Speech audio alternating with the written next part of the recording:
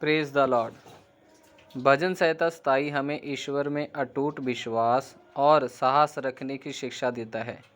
यह याद दिलाता है कि वही हमारा प्रकाश, उद्धार और सुरक्षित शरण है। यह भजन विपरीत परिस्थितियों में भी परमेश्वर की उपस्थिति में तसल्ली, सुरक्षा और आशा खोजने का मार्ग दिखाता है। यह सिखाता है कि भय के बावजूद हम ईश्वर के वादों पर दृढ़ रहें और ईश्वर की भलाई पर पूरा भरोसा रखें, क्योंकि वह कभी विश्वासघात नहीं करेगा। मुख्य बातें। नंबर 1, ईश्वर पर भरोसा। हमें हर परिस्थिति में ईश्वर पर साहसी भरोसा रखना चाहिए। वह हमारा रक्षक और प्रकाश है, जो अंधकार में भी रास्ता दिखाता है।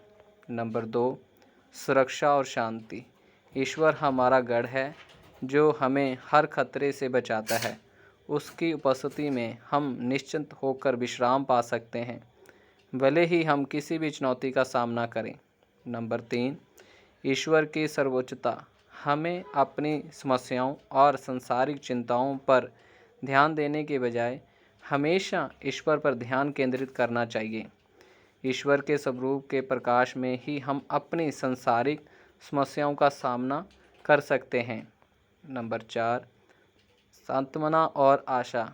जब हम ईश्वर में शरण लेते हैं तो हमें तसल्ली और आश्वासन मिलता है। जीवन की अनिश्चितताओं में भी जब हम ईश्वर के प्रेम में स्थिर रहते हैं, तब भी आशा बनी रहती है।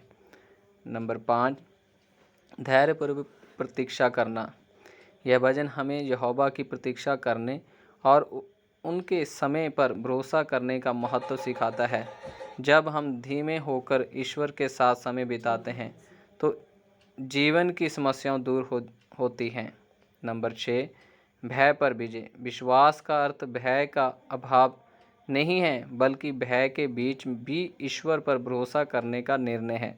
ईश्वर हमारी शक्ति और हमारा सहारा है, और ये जानकर हम निर्दयता से जीवन जी सकते हैं। आमीन।